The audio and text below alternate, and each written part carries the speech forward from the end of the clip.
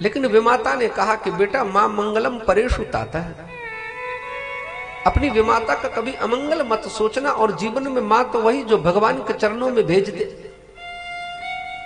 उस मां को मां नहीं कह सकते महाराज जो अपने संतान को भगवान का भक्त न बना दे।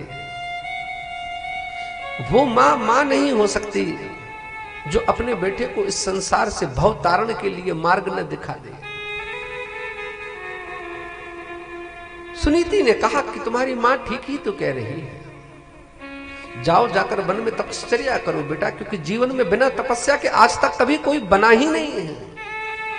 संसार के प्रत्येक कार्य में तुम्हें तपस्या करनी पड़ेगी। तुम चाहते हो कि मैं आईपीएस ऑफिसर बन जाऊं तो तुम्हें दिन रात तपस्या करनी पड़ेगी उस किताब के साथ। कमरा बंद करके मेहनत करनी पड़ेगी, अपने विषयों, अपने ख्वाहिशों को, अपनी खुशियों को, अपने खेल को, सबको तुम्हें त्यागना पड़ेगा। तुम जीवन में जो भी बनना चाहते हो उसके पीछे तुम्हारी तपस्या है, तुम्हारी निष्ठा है, तुम्हारी लगन है, तुम्हारा उत्साह, प्रेम है, तब जाकर तुम वहां तक पहुंच सकते हो। जाओ मेरे लाल, तुम्हारी विमाता ने बहुत ऊंची बात कर दी।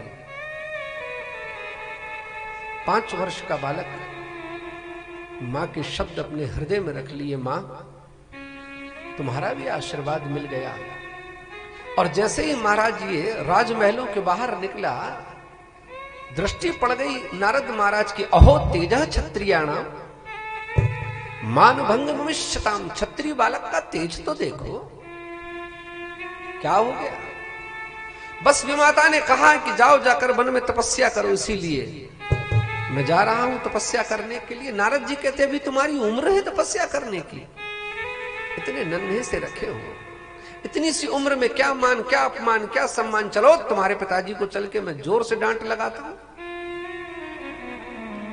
लेकिन महाराज ये ध्रुव है, उन्होंने कहा नहीं, अब तो संकल्प हो गया महाराज, अब चाहे जो हो जाए मैं तो वन में जाऊंगा।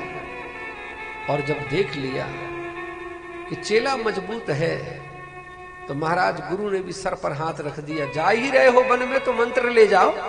मंत्र जाप मम दृढ़ विश्वासा, पंचम भगत जो वेद प्रकाशा।